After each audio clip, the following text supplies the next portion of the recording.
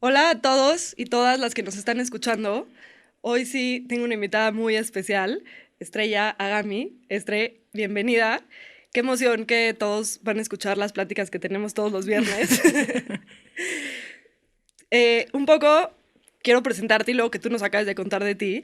Pero bueno, Estrella es licenciada en psicología por la Universidad Iberoamericana. Tiene una maestría en psicoterapia psicoanalítica del Centro Eleia y un diplomado en materia de violencia con perspectiva de derechos humanos. Da atención en consulta privada para adultos, ha trabajado con personas privadas de la libertad, trabaja con niñas y niños del DIF y tiene una empresa que desarrolla programas de salud mental para colaboradores de distintas empresas que se llama Pacto con Impacto. Cuéntanos un poquito más de ti. Pues primero, muchas gracias por invitarme. Es un placer platicar contigo en un espacio así. Y hablábamos antes de empezar el podcast que para mí es muy importante en los lugares en los que voy a participar, sea lo que sea y tengan el impacto que tengan, que a mí me haga sentido estar participando. Y este, sin duda, Suma es un proyecto que me hace sentido y me suma y suma a muchas otras personas. Entonces, pues para mí es un placer estar aquí. Y bueno, te cuento de mí en términos profesionales o en general. Lo que tú quieras. Pues mira, justo en este momento de mi vida, algo que estoy tratando de acomodar es cómo el tema laboral no me define, ¿sí?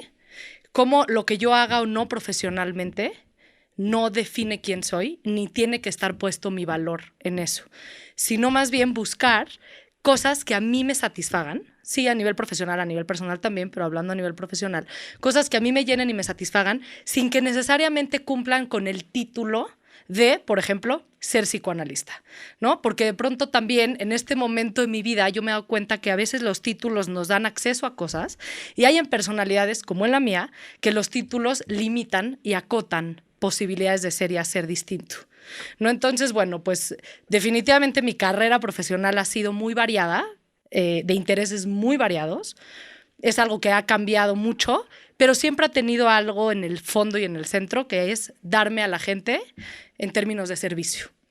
¿No? Porque me apasiona, no porque sea un alma puritana y guau ayudar a los demás, lo disfruto muchísimo, pero sin duda es porque mis grandes lecciones de la vida han sido cuando yo he tenido la oportunidad de hacer proyectos que me permitan ponerme al servicio de otros, conociéndolos y conociendo sus experiencias, ¿no? Y quiénes son. Entonces, pues bueno, hoy sí, con Pacto con Impacto, este proyecto que tengo con dos socias, con Fanny y con Elsa, nos ha permitido llegar a lugares increíbles. Hemos entrado a empresas, pero no desde la perspectiva empresarial, desde la perspectiva humana, ¿no? Que al final ese era el reto y ese era el objetivo de esta empresa. Esta empresa iba a ser una fundación al principio y conforme fuimos avanzando en la estructura y en la estrategia de intervención, nos dimos cuenta que podía tener más impacto y potencial si lo hacíamos en forma de empresa.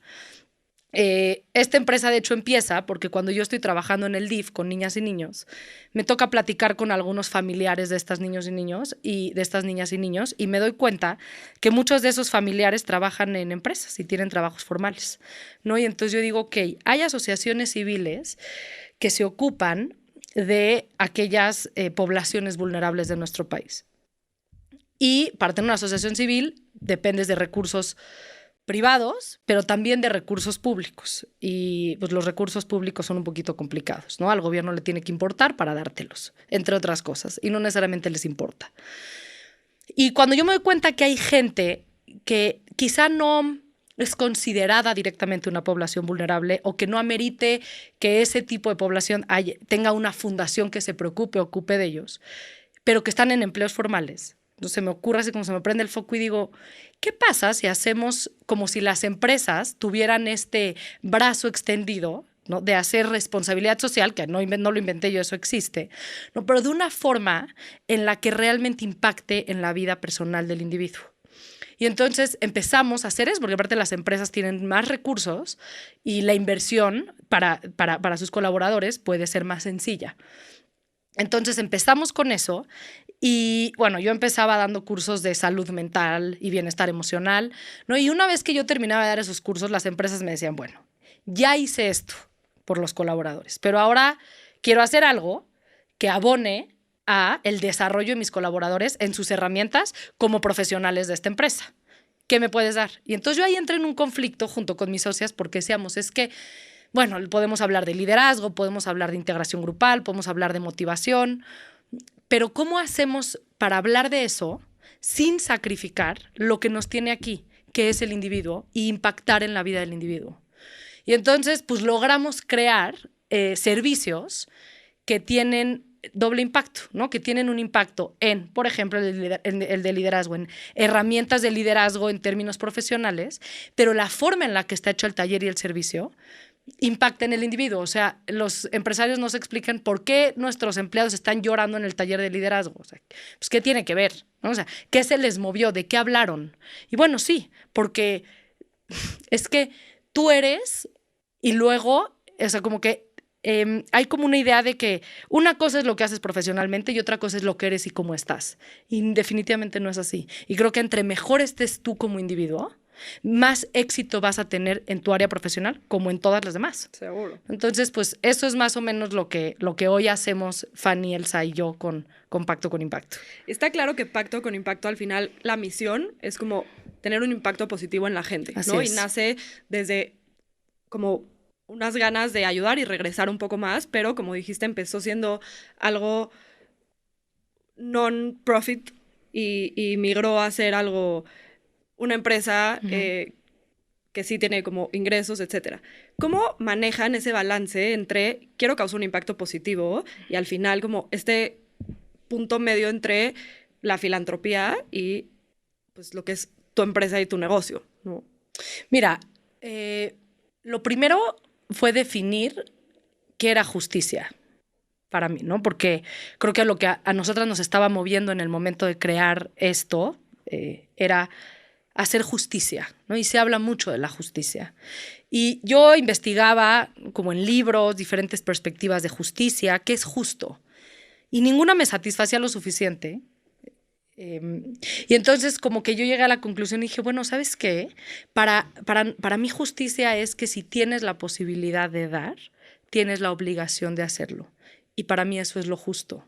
No necesariamente es la definición, pero esa es una definición que hoy, no sé en un año, a lo mejor en un año cambio de pensar. En este momento se ha vuelto el móvil de nuestras acciones. Y eso es lo que le decimos a los empresarios, ¿no? O sea, hagamos pactos que generen impacto, y por eso se llama Pacto con Impacto. Hagamos un pacto entre tú y yo que genere impacto en tus colaboradores, pero desde la perspectiva de justicia. Y entonces, justicia es poder invertir en ellos, no nada más por beneficio propio o por beneficio de la empresa, sino por ellos. Porque al final, los colaboradores de las empresas son quienes han permitido o han sido cómplices de los empresarios para cumplir sus sueños.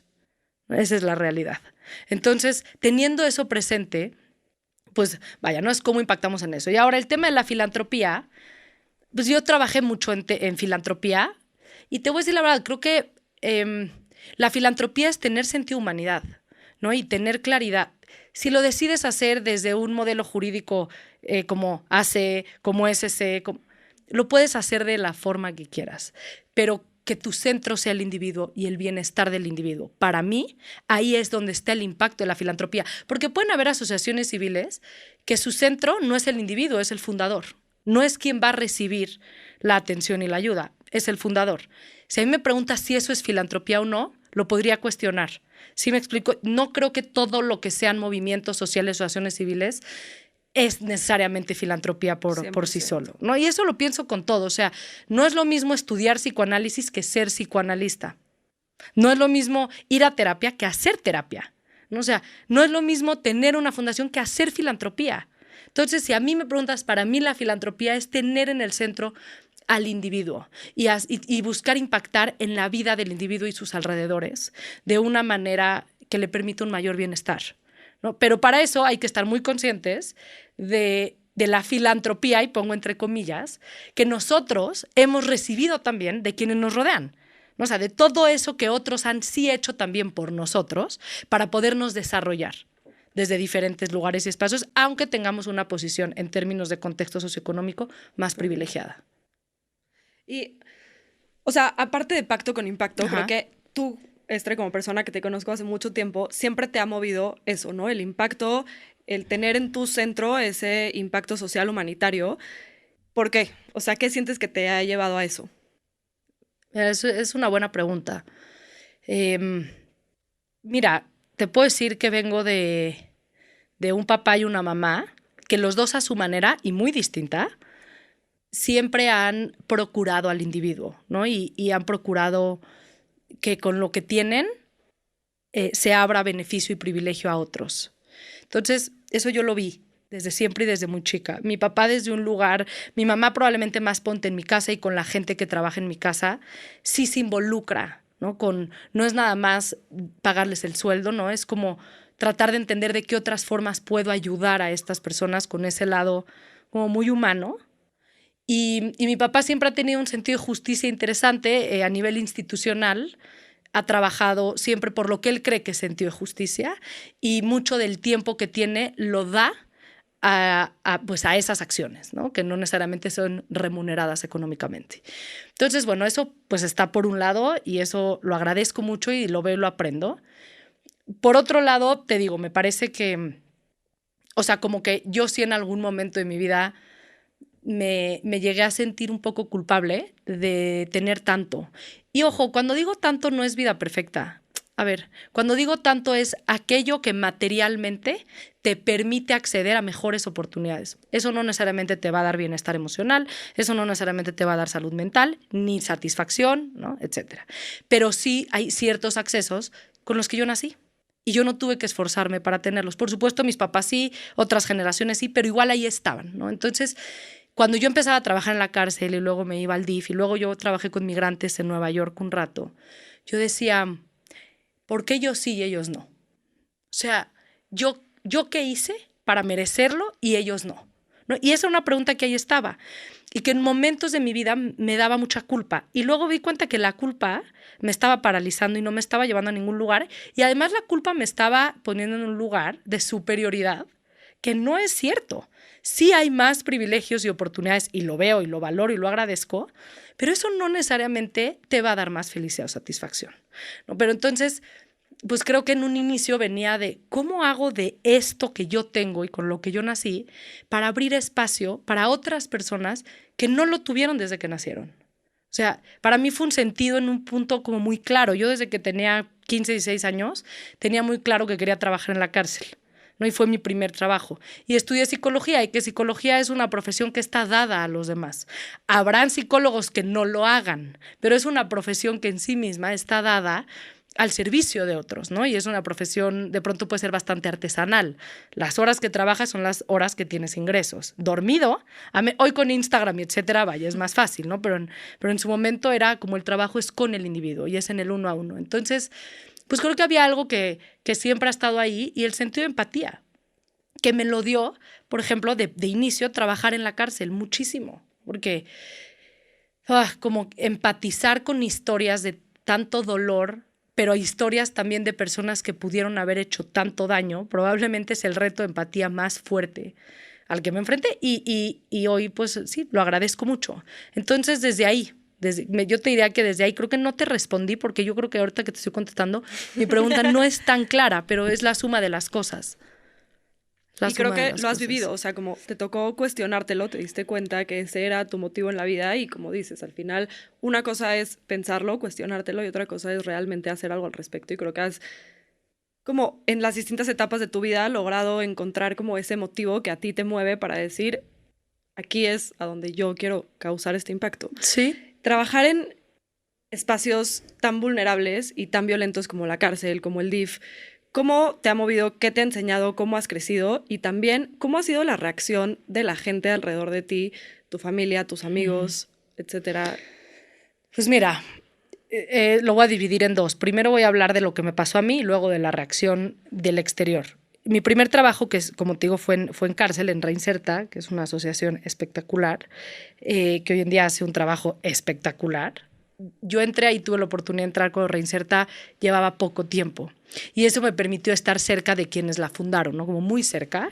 Y eso me permitió conocer como mucho más de cerca a ciertas personas que estaban privadas de la libertad, ¿no? Y como ir aprendiendo de estas dos mujeres que fundaron Reinserta, ir aprendiendo de ellas y cómo lo iban haciendo. Entonces, yo te diría que el camino que yo he tenido en ese sentido a nivel profesional, pues obviamente ha roto mucho de los esquemas y ya por ahí nos vamos, se entrecruza con la vida personal, ¿no? En algún momento, pero coincide que en mi primer trabajo, que es yo me comprometí y me descomprometí al poco tiempo. Entonces, yo crecí en una familia en la que siempre apoyaron la idea de estudiar, ¿no? Como que estaba muy claro que íbamos a tener una carrera, mis hermanas y yo, mis papás siempre lo promovieron, pero no necesariamente vislumbraban un futuro profesional muy exitoso.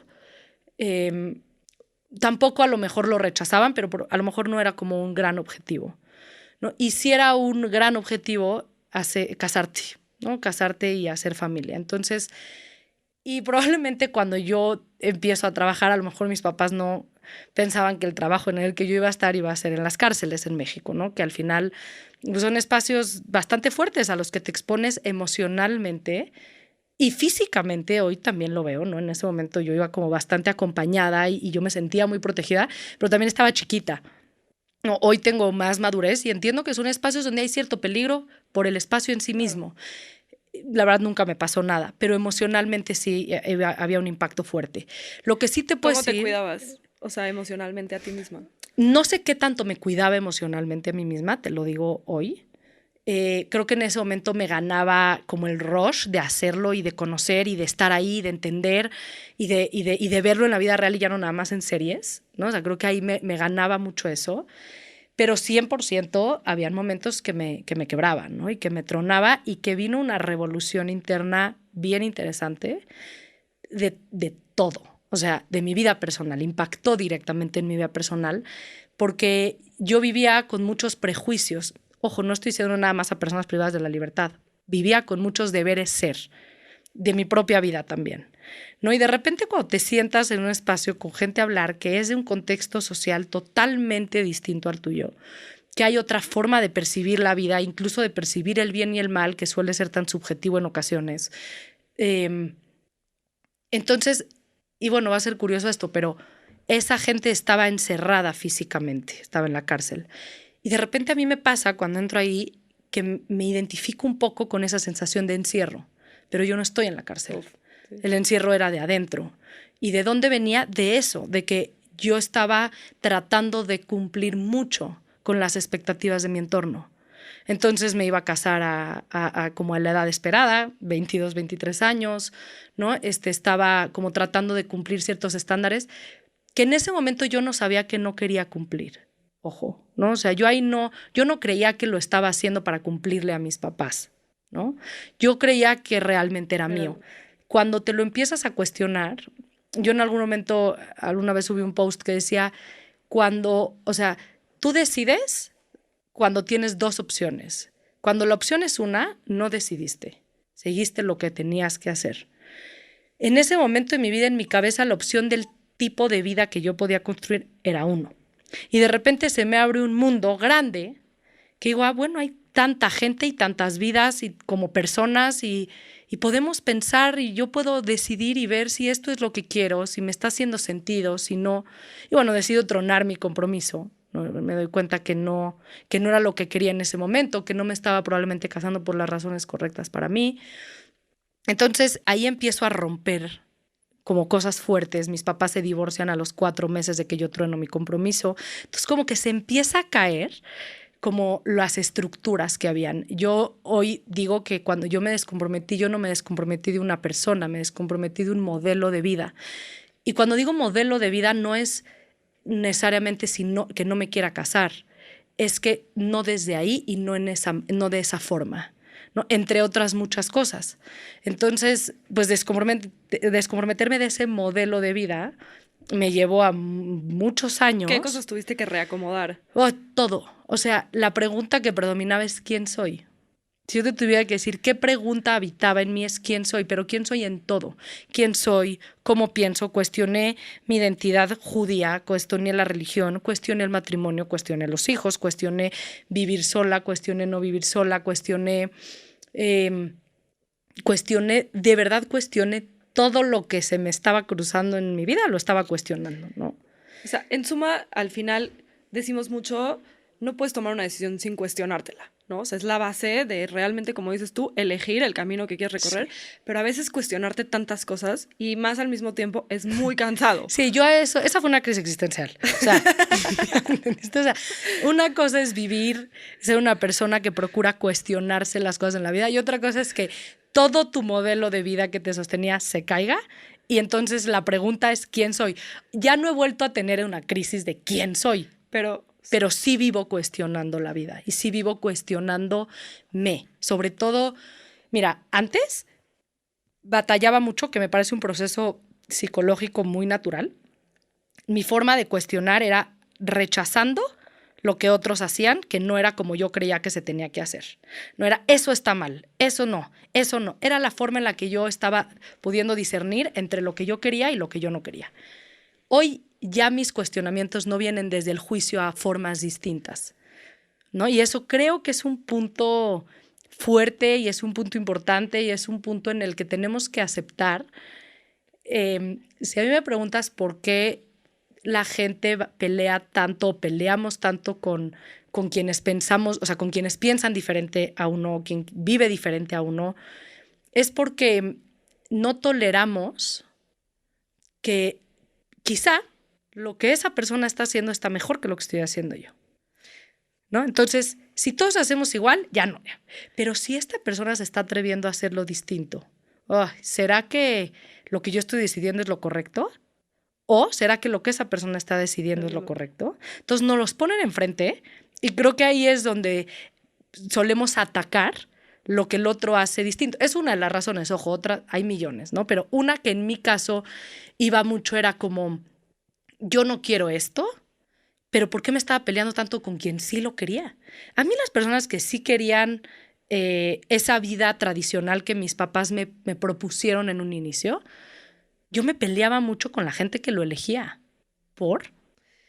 Ahorita regreso a eso porque quiero tocar un punto que dijiste que se me hace como muy importante. Al final, como dijiste, tuve una crisis existencial porque tuve que cuestionarme todo de quién soy. ¿Por qué? Porque rompiste como con ese modelo de vida que te dijeron que era el que tenías que seguir y que nos pasa, yo creo, más de lo que creemos en la comunidad, en el que ese modelo está demasiado pintado, demasiado igual para todos y entonces, qué cañón que... O sea, nada más decir, no me quiero casar desde este lugar y esto no me hace sentido, te genera una crisis existencial, y es Sí, entre comillas, pero como tan grande en la que realmente tengas que reacomodar tantas cosas para salir de eso, que no es tan diferente, ni tan difícil, ni tan nada, ¿no? Entonces, como un poco es, o sea, preguntarte qué herramientas o qué usaste para poder decir como al final tu esencia seguía siendo la misma. Estabas cambiando como ciertas decisiones de lo que querías en tu vida, pero Estrella Agami seguía siendo la misma, ¿no? Tu familia seguía siendo la misma, tus personas cercanas y de apoyo, probablemente algunas cambiaron, algunas no, pero como, ¿cómo rompes con eso que toda la vida te han dicho que tiene que ser o que tienes que hacer?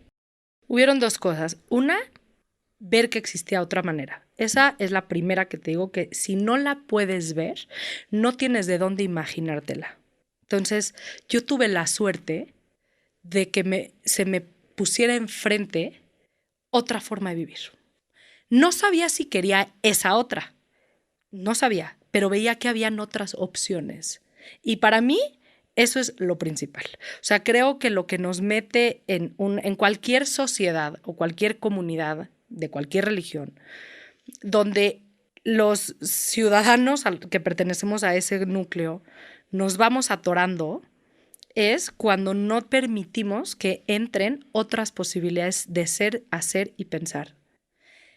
Porque la diversidad de posibilidades te da a ti la posibilidad de construir la vida que tú elijas. Si tú no sabes que existen otras formas, no va a haber manera de que pienses en la posibilidad de hacerlo diferente. Entonces, eso fue lo primero. Se me presentó a mí modelos de vida diferentes, que yo dije, esto me suena, esto puede ser atractivo para mí. Eso por un lado. Por otro lado, yo te diría a ver, yo como que tenía muy claro que mi vida era mía.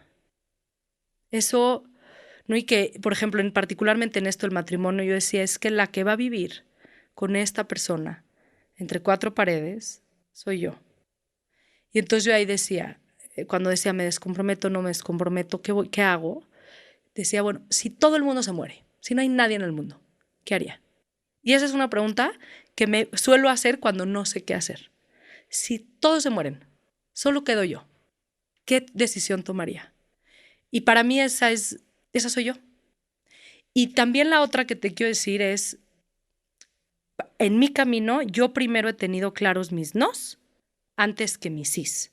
Entonces, tenía muy claro en dónde no, probablemente no tenía tan claro en dónde sí.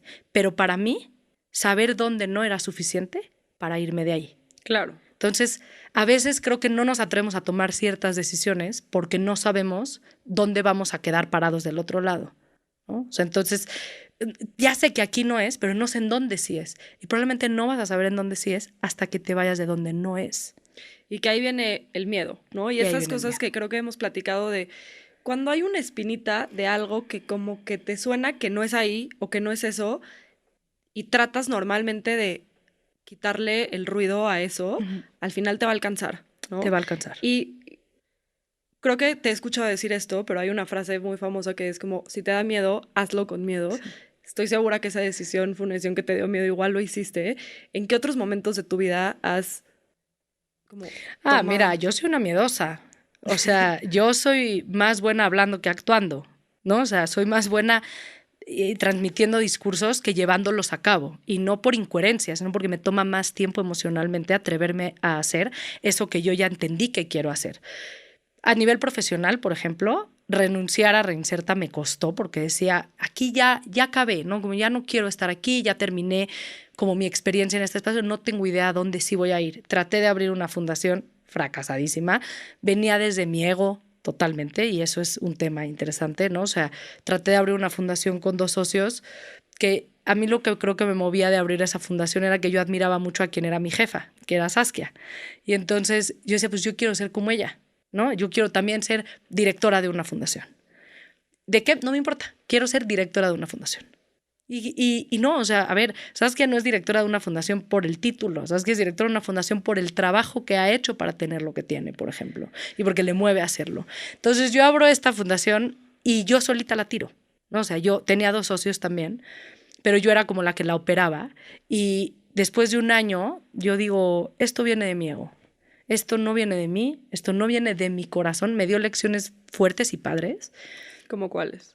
Esa la primera, ¿no? O sea, cuando las cosas las haces del ego llega un momento que te cansa o te cansas y no recibes lo que estás esperando del exterior, que eso es el ego, o recibes tanto del exterior que te vas perdiendo a ti en el camino porque no lo estás haciendo desde ti, lo estás haciendo para los demás. Creo que a todos nos mueve el ego. 100%. Como inconscientemente, o sea, somos personas egoístas y hacemos las cosas porque al final, aunque tratemos de ayudar a otros, nos benefician a nosotros. Es como... Sí, solo que el ego no te dé identidad. Ese es el punto. ¿Se vale? ¿No? O sea, creo que está ahí. Y todos tenemos ego y hay gente con egos más inflados que otros. Pero, por ejemplo, este podcast. No es lo mismo hacerlo porque ustedes están convencidos de que hay que transmitir cierta información para generar cierta conciencia, a que lo único, o sea, que lo que a ti te haga... Mira, si tú hoy te duermes contenta por esta plática que tuvimos y dices, esto me gusta, esto es lo que yo quiero que otras personas escuchen, si es desde ahí está padrísimo. Si tú te vas a dormir revisando cuántos likes, cuánta gente, y de eso va a depender tu estado de ánimo y de eso va a depender el sentido de tu proyecto y el goce de lo que estás haciendo, estás perdido. Porque eventualmente, o sea, no puedes depender del exterior en nada. O sea, hay una dependencia natural y normal, pero si tu estado emocional, tu tranquilidad y tu satisfacción de vida viene de afuera, todo el tiempo necesitas y de repente vas a empezar a hacer lo que a lo mejor va a llegar un momento que dices, esto no está jalando. Yo voy a sacrificar el objetivo de este proyecto porque lo que hoy está jalando es hacerlo de esta manera. Ya, es donde te pierdes. Te pierdes. Claro. Te pierdes. Entonces, el ego ahí está, ¿no? Pero sí hay que aplacarlo, ¿no? Yo lo he tenido que aplacar bastantito, yo he tenido que trabajar mucho en esa parte. Y bueno, otra parte de mi vida que me ha dado muchísimo miedo fue salirme de mi casa e irme a vivir sola. Ese yo te diría que creo que fue de los peores miedos. O sea, sin duda, y fue de los procesos más fuertes que he vivido. Es curioso porque en el mundo es algo muy natural, ¿no? Y como muy promovido, muy esperable. En el contexto en el que yo crecí, no. Aunque hoy digan, bueno, hoy comunitariamente eso se usa más, sí, estoy de acuerdo, pero todavía tiene nombre y apellido quienes lo hacen. Uh-huh. Eso es uno. Y la otra, la familia de la que yo vengo, particularmente mi familia, eso jamás estuvo en la mesa, ¿no? Entonces, y había mucha asociación de irte a vivir sola con no casarte, había mucha asociación de irte a vivir sola como fracaso, había asociación de irte a vivir sola para perderte en las drogas y vivir la vida loca y entonces, ojo, todas esas asociaciones que están en la mesa como retórica social estaban en mi ADN, ¿eh? Y yo en el momento en que le hablé a una amiga y le dije, creo que me quiero ir a vivir sola, y le dije, porque creo que ya tiré la toalla, creo que ya entendí que no me voy a casar, escúchame lo que te estoy diciendo. Y eso fue hace 3 años, ese fue el primer pensamiento que me vino cuando yo tomé la decisión. Había algo adentro de mí, en mi ADN, que estaba totalmente asociado con eso. Y lo tuve que ir rompiendo y acomodando, porque decía, pero eso, ¿qué tiene que ver? ¿Eso me hace sentido? ¿Eso es mío? ¿Eso es mío o eso a mí me lo enseñaron? ¿O eso a mí me lo dijeron? ¿Qué implicó para ti irte a vivir sola? Fue fuertísimo, porque sentía mucha exclusión socialmente. Nadie me discriminó, nadie se metió conmigo. O sea, era como sentir, mira, cuando rompes esquemas, o por lo menos en mi experiencia, sientes que pierdes pertenencia. Ser igual a los demás te da pertenencia. Cuando empiezas a hacer ciertas cosas que te distinguen de otros, y no ni para bien ni para mal, solo es distinto, en mi caso yo sentía que perdía pertenencia. Entonces yo decía, ya no pertenezco a esta comunidad, ya no pertenezco a esta familia.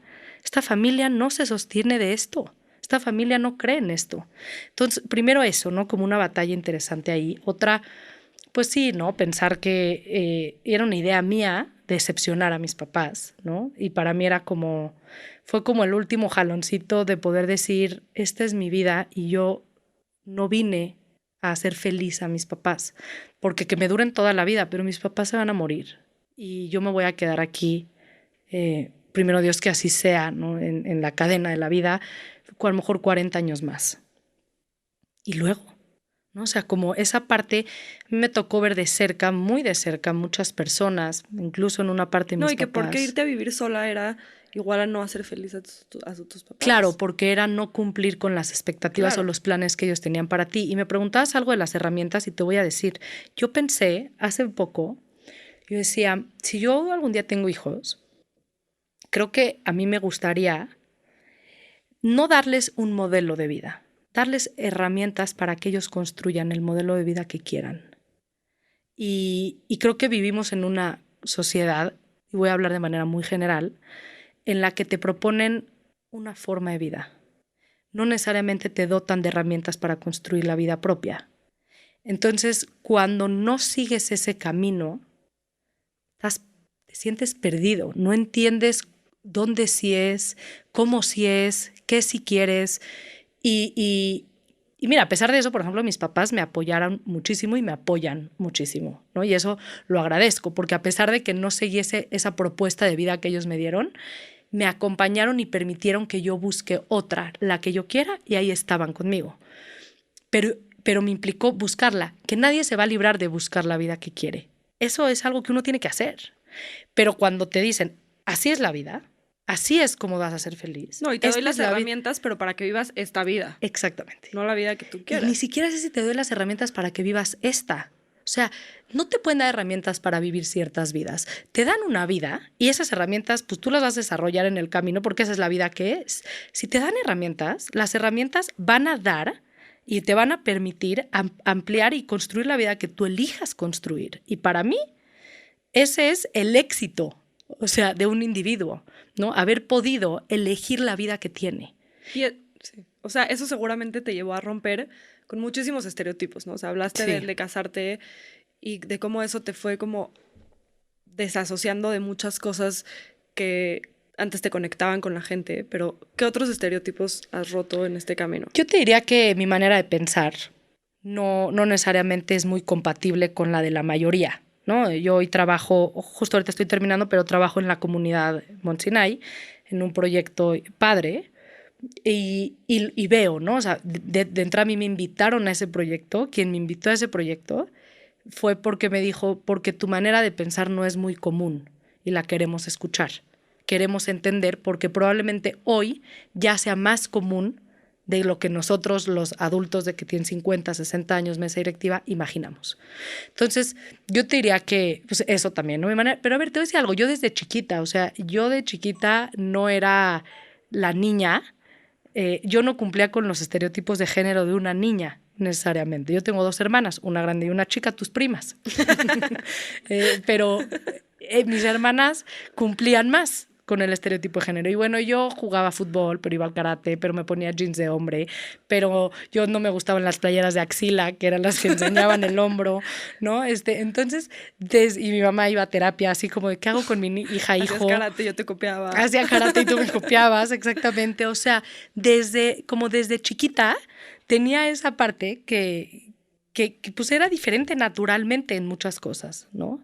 Entonces, yo te diría eso. Y, por ejemplo, tengo mi grupo de amigas de la escuela toda la vida y las conservo y las amo. Y tengo amigas por muchos lados, más grandes, más chicas, de la comunidad, no de la comunidad. Y a mí eso me da mucha vida. O sea, a mí me gusta mucho la diversidad de ser, de hacer, de pensar, de vivir, lo que no necesariamente te limita y te acota tanto, ¿no? Entonces, pues te digo, yo desde chiquita como que era disruptiva en mi ser, y el reto ha sido, no es lo mismo ser disruptiva naturalmente a ser rebelde, que es muy valioso ser rebelde, ¿no? O sea, pero yo he procurado, o sea, yo me daba cuenta que de pronto hacía cosas solo por rebeldía, y hoy en día lo he ido trabajando mucho y es como, van a haber cosas que van a romper naturalmente, pero no necesariamente que a ti lo que te mueva sea ser rebelde por ser rebelde, ¿no? O sea, sé quien quiera ser, y si eso es un acto rebelde o eso es un acto de rebelión, perfecto. Ni modo, ¿no? Y hay que asumirlo. Pero no se trata de ser disruptivo por ser disruptivo o ser rebelde por ser rebelde, porque regreso a lo que te decía. Deep inside, cuando uno lo hace desde ahí, no necesariamente da la satisfacción y el crecimiento que da hacer lo que uno quiere, a pesar de que eso sea disruptivo, pero que no lo estás haciendo por rebelde, lo estás haciendo porque te hace sentido y no lo vas a parar de hacer hasta que lo logres. Creo que el cuestionamiento está en tu esencia, definitivamente. Sí. O sea, sea revolucionario o no, está en tu esencia. Y bueno, mi abuelo, ¿te acuerdas? Ya iba a contar esa historia. Cuéntala. Es su historia favorita de mi abuelo, que te saliste una vez en el coche a gritar ¡Viva la revolución! ¿Por qué? Porque él quería, porque mi hermana grande iba a escoger los sabores de paletas de todos. Y yo decía, ¿por qué? O sea, si a mí no me gusta lo que ella come, ¿por qué me voy a comer sus sabores? Porque es la grande. Ah, bueno, entonces sí, me salí del techo en el coche, tenía a lo mejor 9 años, a gritar ¡Viva la revolución! ¿No? Y mi abuelo le decía mucho de mamá, esta hija tuya es revolucionaria, ¿no? Pero, por ejemplo, Jenny, mi tía, es una mujer que también ha revolucionado por su forma de ser. Claro, porque nada más no caber en la caja ya significa en esta comunidad ser revolucionaria. Totalmente. Pero lo que yo te quería preguntar es, claramente te has cuestionado muchas cosas desde hace mucho tiempo de tu vida, ¿no? ¿Se ha vuelto más fácil? ¿Cuestionarte? Sí. De entrada, ya se volvió un hobby, o sea, esto ya es un deporte. Ya uno ya no vive, ya no puedes vivir sin eso. O sea, siento que luego llegas a un punto en el que es como, ya no sé ni por qué me estoy cuestionando esto, si a lo mejor... No es lo mismo cuestionar que rumiar. Y voy a hacer una diferencia en eso. Porque cuando tú estás rumiando una idea, solamente es como el chicle.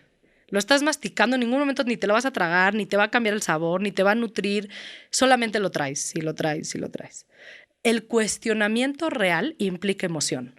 Okay. Ajá, o sea, en el cuestionamiento real implica implicarte emocionalmente en lo que estás viviendo. El cuestionamiento no nada más es aquí.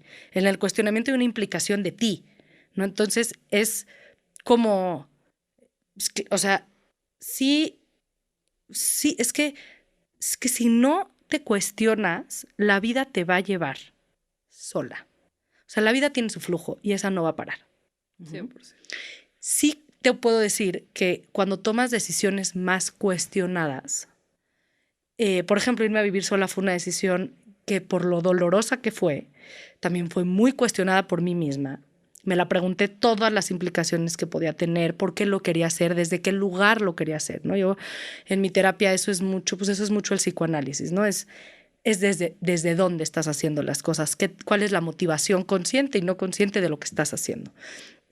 Para procurar que sean motivaciones que me den bienestar y no al revés. Cuando la motivación, voy a poner un ejemplo, ¿no? Cuando la motivación, y a veces no consciente, de salirte de tu casa es para darle la madre a tus papás, pues el que se va a acabar dando la madre vas a ser tú, ¿no? Entonces yo ahí era, ¿qué me mueve realmente a quererlo hacer? Ese es el cuestionamiento que para mí es real y que que a mí me ha llevado a lugares padres en mi vida. El cuestionamiento que nada más es como filosófico, que a mí me fascina. O sea, yo vivo de eso también, ¿no? Y de volver a pensar las ideas y de volverlas a entender. Y tú me entrevistaste hoy, nos podemos hacer las mismas preguntas el próximo año y estoy segura que voy a decir otra cosa y voy a pensar otra cosa. Pero para mí es que eso somos, la posibilidad de movernos. Tenemos que evolucionar y la posibilidad crecer. de cambiar, la posibilidad de cambiar. Entonces, cuestionarte realmente las cosas en la vida no es rumiar una idea en tu cabeza todo el tiempo. ¿Cómo le hago? ¿Cómo le hago? ¿Cómo le hago? Cuestionarte no es cómo le hago, es por qué lo quiero hacer. ¿Qué quiero hacer? ¿Qué me mueve para hacerlo? ¿Qué me va a implicar hacerlo? ¿Qué me da miedo de hacerlo? ¿No? Creo que eso, de ahí vienen mis cuestionamientos en la vida. Hablaste de los estereotipos de género y de cómo realmente tú toda tu vida has vivido un poco fuera de estos estereotipos. Sí. Hoy en día, como con un conocimiento mucho más amplio y una madurez mucho mayor, ¿cómo vives el feminismo? Y sé que esa palabra ahorita está como ya súper trillada, malentendida, pero ¿cómo lo vives tú?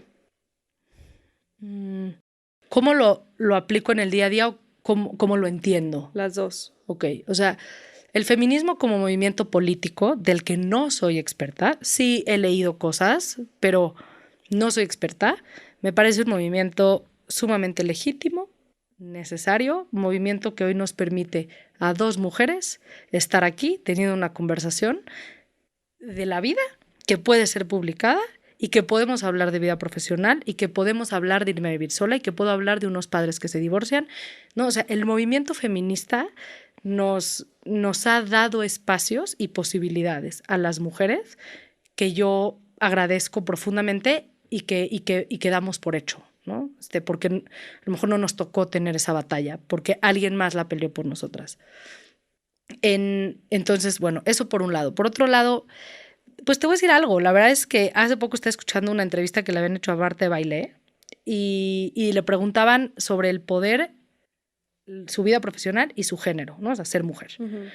Y ella decía algo que me encantó y dijo, es que a mí mi género no me atraviesa todo el tiempo. O sea, yo no soy una persona que todo el tiempo estoy pensando en que soy mujer y estoy haciendo ciertas cosas. Pienso en que soy una persona haciendo ciertas cosas y luego soy mujer, ¿no? Y esa idea, eso creo que a ella le ha permitido estar donde está, porque ella no se ha metido el pie solita por todo lo que una mujer entiende que es ser mujer y con todas las implicaciones sociales que sabemos y limitantes que es ser mujer, ¿no? Entonces, eso por un lado. Por otro lado, hay una realidad que no podemos negar. Socialmente hay una desigualdad interesante en materia de género. Es evidente en todas las áreas de nuestras vidas. Y el feminismo para mí no es... Mira, yo daba clases de licenciatura con hombres y mujeres y daba de problemas sociales de México. Y uno de los temas que metía era el feminismo y el machismo también le afecta a los hombres. Y lo primero que promovía era que tanto hombres como mujeres tenían la opción, no nada más la opción, tenían la obligación en mi clase de opinar de lo que estábamos hablando. Y aguantemos, tanto las mujeres como los hombres, lo que ambas partes estamos pensando. Creo que si no empezamos a crear espacios en donde tanto hombres como mujeres puedan poner en la mesa sus perspectivas de vida y del movimiento, Y ojo, no estoy diciendo que lo tengan que cuestionar, le puedan dar valor o no valor. Eso creo que el movimiento tiene valor por sí mismo, la gente diga lo que diga. Pero si no damos espacio a que el género masculino o incluso mujeres puedan cuestionar para entender desde dónde funciona este movimiento, por qué es importante este movimiento. Y te lo dije, tu hermano me preguntó, Estrella, y me lo preguntó con miedo, y eso fue lo que me dio mucha ternura. Y dije, no, así no sé cuánto vamos a construir. Ojo, en mi contexto bastante privilegiado, me preguntó, o sea, ¿por qué tienen que pintar el ángel cuando van a la marcha? ¿Por qué tienen que hacer destrozos? Y no me lo preguntaba de verdad juzgándolas. Me decía, en serio quiero entender por qué lo hacen. Y cuando yo le expliqué lo que yo entendía de por qué lo hacían, me dijo, ok, entiendo. ¿No? Entonces, como que si no damos espacio a que la gente pueda preguntar para entender ese camino, es una pendejada y no sé por qué lo estoy relacionando ahorita, pero era como, yo decido salirme de casa de mis papás y yo no les tengo por qué dar explicaciones. O puedo elegir abrir la conversación con ellos y decirles, ya lo decidí, lo voy a hacer, pero te voy a platicar por qué. Y te voy a platicar todo mi proceso y por qué para mí es importante, y te voy a platicar por qué para mí esto me va a cambiar la vida. Y eso hizo que el proceso sea más llevadero. Entonces, creo que hay una parte donde tenemos que permitir abrir conversación y abrir diálogo. Eso es lo principal. El movimiento feminista me parece súper legítimo. Tengo sentimientos encontrados constantemente con el movimiento, porque no deja de ser un movimiento político y por lo tanto hay una diversidad de perspectivas dentro del movimiento mismo brutales. No tienes que estar de acuerdo con todas, pero no porque no estés de acuerdo con todas el movimiento deja de ser legítimo. No, eso sí lo tengo claro. Y la otra, mira, había leído la biografía de Angela Merkel, que fue la primer ministra de Alemania por 15 años, una mujer extraordinaria, y le preguntan, ¿te consideras feminista? Entonces ella dice, pues si feminismo es paridad de género, equidad de género, por supuesto que sí. Pero yo no puedo decir que soy feminista porque yo no he hecho nada por este movimiento. Entonces esta es robarme una bandera que a mí no me corresponde. Sí, no, y creo que a un nivel más aterrizado, o sea, el feminismo a veces suena como un movimiento político como en el que tienes que revolucionar para decirte. Para mí el problema, feminista. De verdad, el problema del feminismo es gramatical. Te lo digo en serio. O sea, para mí, y yo siempre se lo digo a mi mamá, si el feminismo no se llamara feminismo, que parece el antónimo de machismo, y entonces por eso hay el entendido de es lo mismo, pero al revés, si se llamara sororidad, si se llamara equidad, si se llamara, qué sé yo cómo, si se llamara de una manera que la palabra no te remita al contrario de lo que estás peleando, te lo prometo que creo que sería menos controversial. O sea, ¿sabes cuántas veces yo en las mesas tengo que decir, no, feminismo no es que odiamos a los hombres. No, feminismo no es, no, o sea, y feminismo es que, ¿y por qué se llama feminismo? Es que sí, está mal entendida la palabra. 100%. Y ese es el problema, yo creo. Sí, escuchaba a una chava que la entrevistó Sotrava que ella decía, es un problema de marca. Sí, su marca es mala. Literal. Tienen una marca mala porque los mancha el movimiento por el nombre de la marca. ¿No? Y porque cuando hablas con alguien que quiere entender y le explicas realmente las bases del feminismo y lo que es, te dice, no, pues, o sea, ahora, mi recomendación extensa es, seres humanos, la vida no es tan fácil. ¿Quieres entender qué es el feminismo? Antes de juzgar el feminismo, también abre un libro y léelo, ¿no? O sea, porque también, pues no todo es la marca, se llama feminismo, entonces es machismo. Bueno, yo también lo podría haber pensado y decidí abrir un libro y hay que ver de qué va, ¿no? Antes de hablar por hablar, también eso es cuestionar. Eso también es cuestionar. Y para cuestionar hay que tener información también, ¿no? Porque si no, nada más es juzgar pues, por juzgar. Pero bueno, y yo te voy a decir la verdad, creo que yo en mi persona he hecho un trabajo interesante de integrarme como con mi energía femenina y masculina, ¿no? Y como hacer paz y amarme en ese sentido, con no necesariamente ser la mujer más femenina del mundo y que eso no necesariamente me masculiniza, ni eso, ni me abre más puertas, ni me cierra otras puertas. Y no, que también siguen es siendo autoconcepto. estereotipos. Siguen siendo estereotipos, ¿no? Que son totalmente limitantes internamente. O sea, no nada más las limitantes que tenemos socialmente, no nada más impactan en términos sociales, 100% impactan en términos internos. La autopercepción que tenemos de lo que podemos ser, de lo que podemos hacer. Entonces, por eso decía lo de Marta de Baile. Ella no batalla con su género porque no es lo que tiene en la mesa todo el tiempo. Primero se concibe como persona y luego pone el género adelante, porque en efecto es mujer. Pero ya está. sigue su camino como persona. Y creo que de eso va en una parte. En otra hay batallas interesantes que de 100% por ser mujeres hay que hacer. ¿Qué podemos hacer tanto los hombres como las mujeres para luchar con estos micromachismos muchas veces normalizados en la comunidad? Lo primero es que existe un espacio de diálogo. Realmente creo. Y el espacio de diálogo no es que venga yo a decir lo que yo pienso y de información. El espacio de diálogo es sentarme con gente que ejerce esos micromachismos para entender por qué ejerce esos micromachismos, cómo los ve, cómo los percibe, de dónde vienen, y sentarme quizá también con mujeres que ejercen esos micromachismos. ¿Sí me estás entendiendo? O sea, Claro. poder abrir una mesa en la que no tenga yo que convencer a nadie o que imponer lo que yo ya entendí o yo ya pensé. Si no entendemos por qué las personas hacen lo que hacen y desde dónde, y tratamos de explicarles por qué yo hago lo que hago y pienso como pienso y desde dónde, la posibilidad de llegar a algo es baja. O sea, creo que esencialmente poder abrir conversación. Y si abrimos la conversación desde la imposición y si abrimos la conversación cerrada, o sea, si abres la conversación hablando del feminismo y lo dejas totalmente cerrado a opiniones, que puedan dar y construir, que no sean compatibles con los míos, no hay manera de crecer. O sea, la única manera de crecer es escuchando las diferentes perspectivas de lo que hay. Y escuchando, tratando de entender, ¿no? Tratando de contestar. Y no tratando de convencer. O sea, no lo convenzcas, escucha por qué y desde dónde lo hace. Y ahí sí, si me preguntas, te voy a decir, creo que, y esto que te decía, el machismo también le afecta a los hombres. Creo que eso lo tenemos un poquito olvidado. A mis alumnos de la licenciatura les impactó muchísimo esa clase, ¿no? Les movió muchísimo porque dijeron, wow, o sea, a mí hay en cosas que esto tampoco me conviene, ¿no? Claro. Tampoco me viene bien. Y también hay mujeres que ejercen el machismo de maneras severas y en puestos de poder mucho más. O sea, hay un documental que se llama Live to Lead, que está extraordinario, está en Netflix, y sale Jacinda Arendt, que fue primer ministra de Nueva Zelanda, y Ruth Bader Ginsburg, que fue la jueza en Estados Unidos, y salen otras más personas, ¿no? Pero estas dos mujeres tenían puestos de poder interesantes, como fuertes, ¿no? Y a mí me impresionó, fue la primera vez en mi vida que yo vi un liderazgo, que yo dije, ese es un liderazgo feminista. Y ojo, feminista no significa que solamente lo puedan ejercer las mujeres.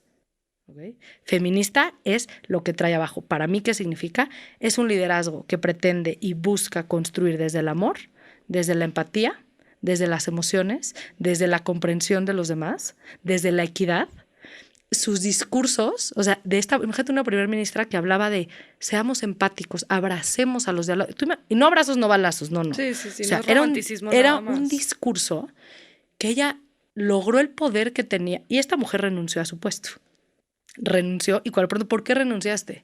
Dijo, porque creo que este puesto en este momento yo no era la mejor para llevarlo. Otra vez. Eso para mí fue otro punto para ella.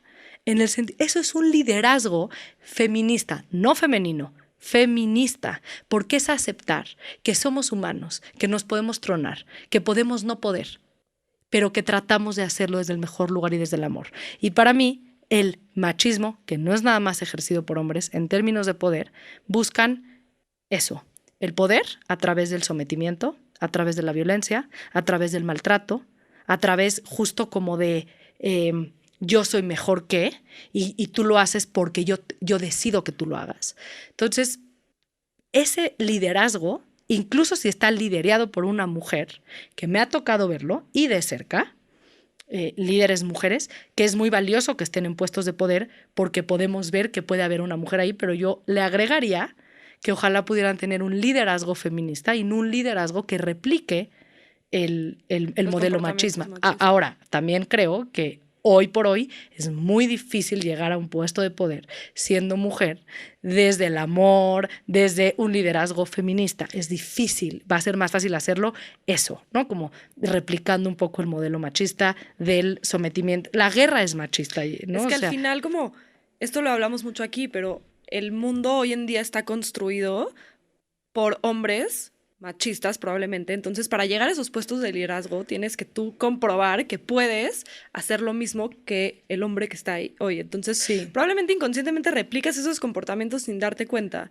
¿no? Sí. Pero creo que... Y por mujeres machistas también, o sea, para mí la máxima revolución de la mujer, pero de las personas, es lograr lo que quieran lograr en términos profesionales, por ejemplo, y de éxito, desde lugares que consideren al otro, desde lugares más equitativos, desde lugares más humanos, desde lugares más amorosos, desde lugares más empáticos, desde lugares más justos.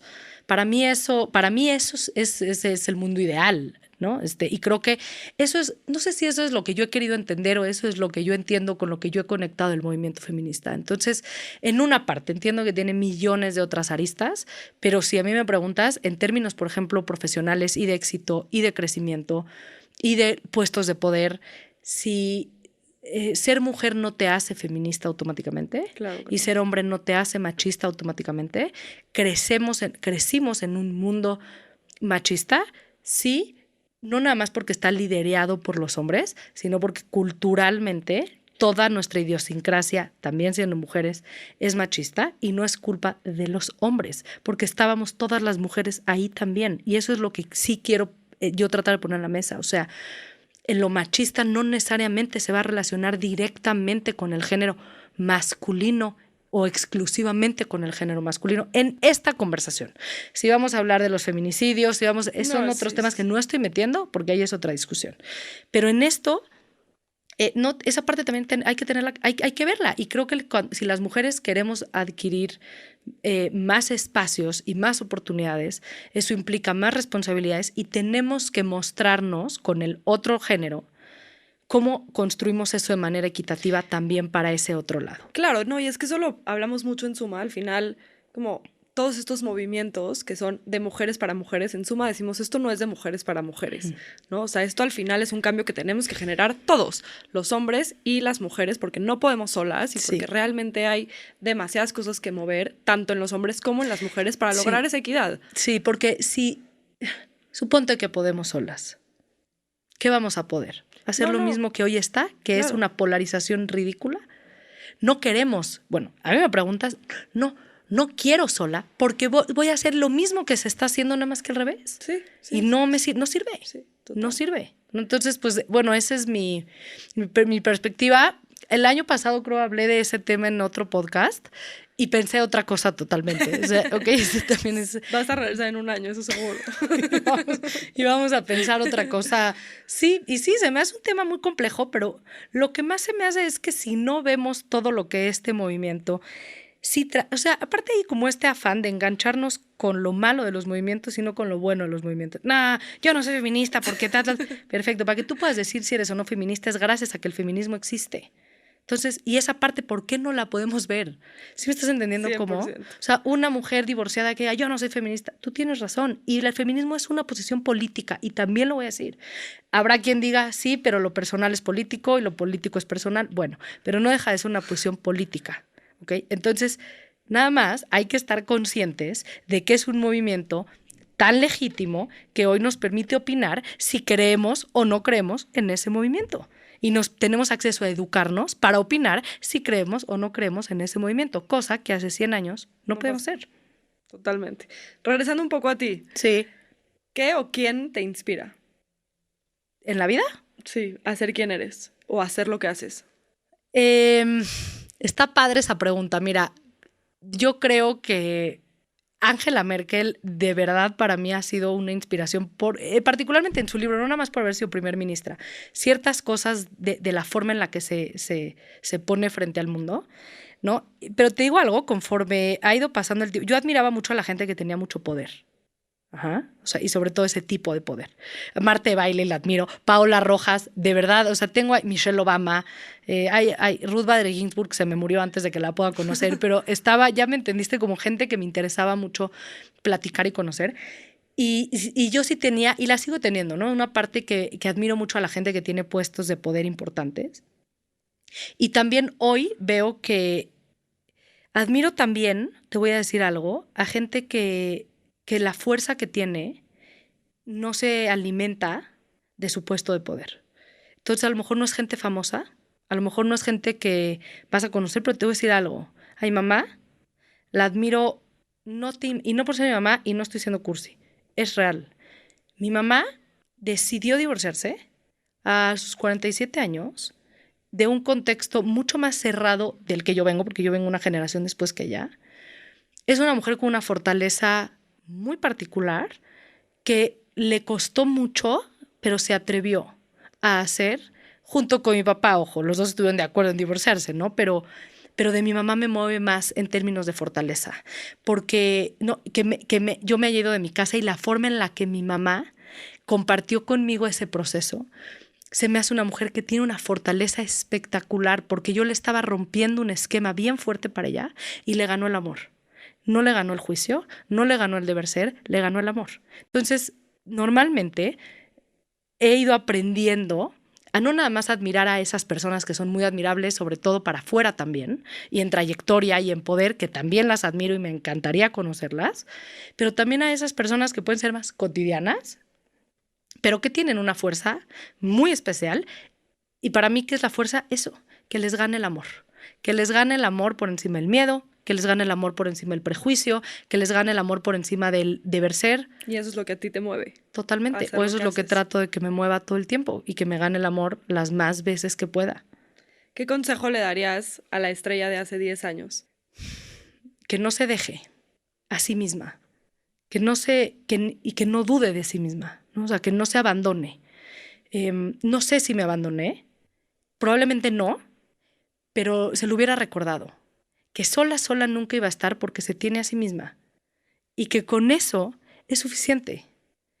Yo creo que eso, que confíe más en ella y en su camino. Y ese es otro, que nadie sabe cuál es la fórmula de la vida para vivir bien, feliz y exitosamente.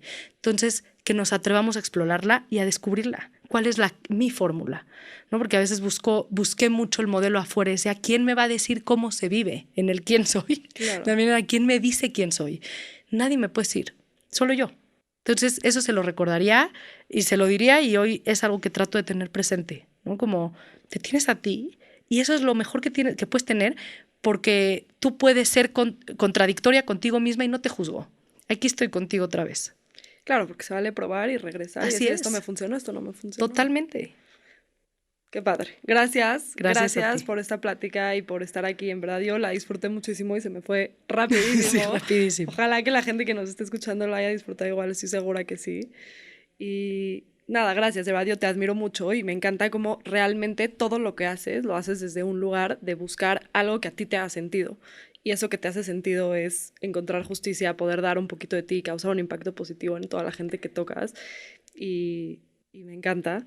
Entonces, pues gracias por invitarme y la verdad gracias por lo que están haciendo. O sea, gracias por lo que están haciendo. Me impacta a mí, pero a las generaciones que van a venir, definitivamente si yo tengo hijos, se los voy a decir, ¿no? O sea, hay un proyecto que se hizo hace 30 años que estaba moviendo eso que para ti hoy está dado por hecho. Y eso es lo que generan estos proyectos. Generar ese impacto. Que así sea, yo estoy segura que así es. Cuando las cosas se hacen desde el amor, llegan a donde tienen que llegar. Entonces, gracias por tenerme aquí y hacerme parte de esto y los aplaudo y admiro muchísimo. Gracias. Gracias y muchas gracias a todos los que nos escucharon. Los esperamos en el siguiente capítulo.